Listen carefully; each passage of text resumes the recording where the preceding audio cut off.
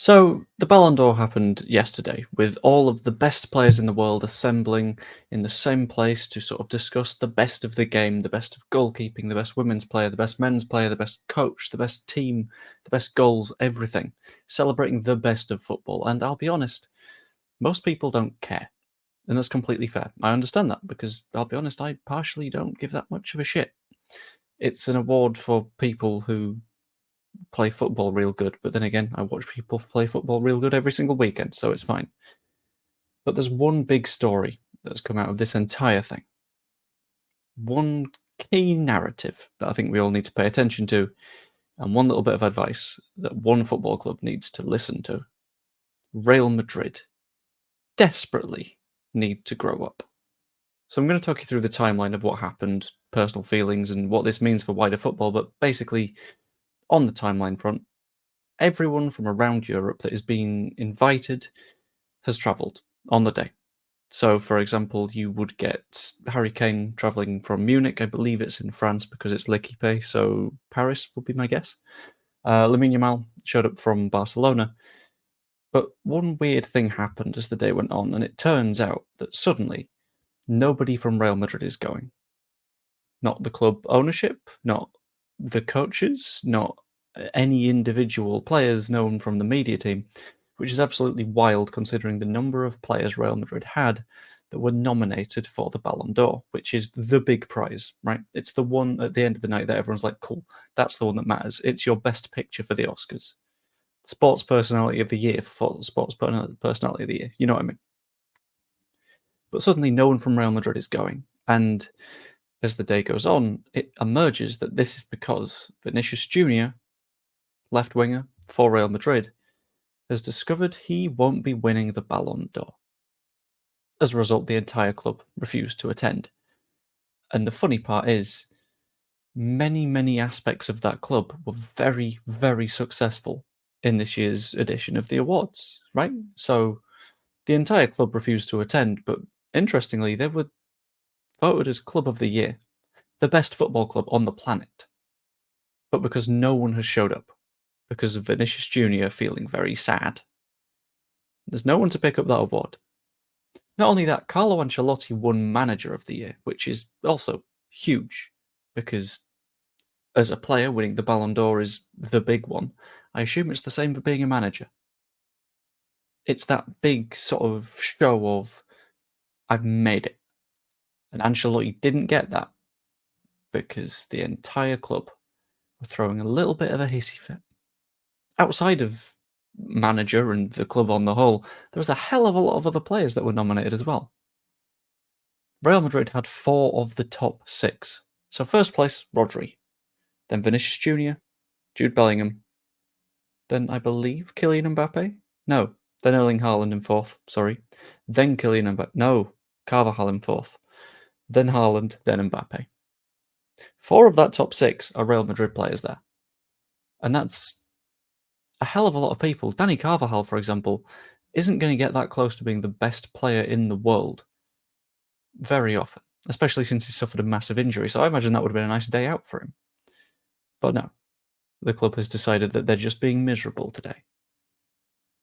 It's wild, and it feels like this huge cult of personality that has been built around Vinicius and that cult of injustice in this specific instance has grown and grown and grown and grown and grown to the point that every single one of those people and the institution of Real Madrid itself has had a moment stolen from them because we're paying more attention to the fact that their player is the second best footballer in the world and was voted for that by slightly fewer journalists than the first best player in the world, who, to be clear, deserves it. Rodri, very good footballer, without a doubt.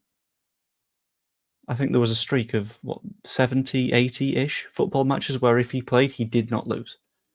Because he is a one-man midfield machine. And there's no shame in losing out to that. Unless, being Real Madrid, you've built a significant proportion of your image around injustice. So, for example, going into the El Clasico last weekend, 4-0 to Barcelona. They got pummeled. Very funny. But beforehand, Real Madrid TV was going out and making reports without a minute being played, saying that the referee was corrupt and was going to ruin the Clasico. Didn't happen. They were beaten fair and square, and Mbappe found himself offside at least 8 times.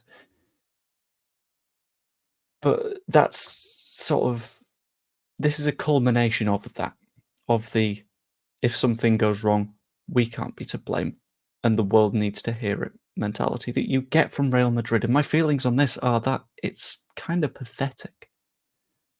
Genuinely, just grow up. You're allowed to not come first place from time to time. I mean, shit, look at your squad. Your club was just deemed the best in the world, with the best manager in the world, with 4 of the 6 best players in the world, 6 of the best 9 ish. Tony Kroos is retired now. And you're still complaining because one of your players didn't get number 1. And sure, I can see why he'd be upset about that, because he had a good season. Fair enough. But there's a world in which he is allowed to be upset about that. But this is spread wider, because the players are now not only not going, but they're making posts in like support against the injustice. This is Vinicius Jr., to be clear, who was racially abused many, many, many weeks in the La Liga season. And he's got more support because he hasn't won an award than when he faces racial abuse from fans on a weekly basis. And for me, this shows something about wider football. I think it's part of a bigger problem. And it's the fact that football on the whole is sort of losing itself in the media and the need to have moments. So you look back and you look at Rio Ferdinand screaming the words Ballon d'Or, Ballon d'Or, Ballon d'Or because he's seen a good thing on the pitch. And he seems to be unable to live in that moment because he's too busy thinking about, oh, what a moment it'll be is if I've called it and he does win the Ballon d'Or. And that clip will get played so many times. And it's become more about social media and having an argument and creating outrage where in reality there isn't any. Vinicius Jr., very good player. Wasn't the best in the world last year. And that's okay. He will have many more years. He's still a young guy. Part of the issue of football becoming more celebrity, more an individual footballer, their image, the CR7, building a brand around one footballer, and fans of Ronaldo will support Real Madrid, then Juventus, then Man United, then Al Nassr, rather than supporting a team and being there through their moments. And sure, if you support Real Madrid, you can feel sad at this. But to turn it into this big spinning wheels catharsis bollocks that everyone seems to want to is nuts. There is too much of an emphasis on wanting to have an argument with someone and wanting to prove yourself right. And at the end of the day, I wrote a bunch of banners for this video, and I was like, cool, I'll follow that and it'll be a great script. And I've been glancing over to it to make sure that I've been following my notes throughout, but there's one banner that I am going to bring up. And it's, you're second best in the world. Grow up. If you genuinely want to prove that you are the best footballer in the world, you do it on the pitch. You don't do it by lobbying via Fabrizio Romano and hoping that if you kick up enough of a stink this year, then no matter what, journalists will vote for you next year because you made them feel bad. That's not going to happen. The right response to this is to either go, brilliant, I'm second best in the world, let's keep on going, or it's to go, damn it, very nearly the best. And we keep on going, and we earn it next time. This response, childish, petulant, and genuinely not something that you would expect from a football club that is at the pinnacle of the sport.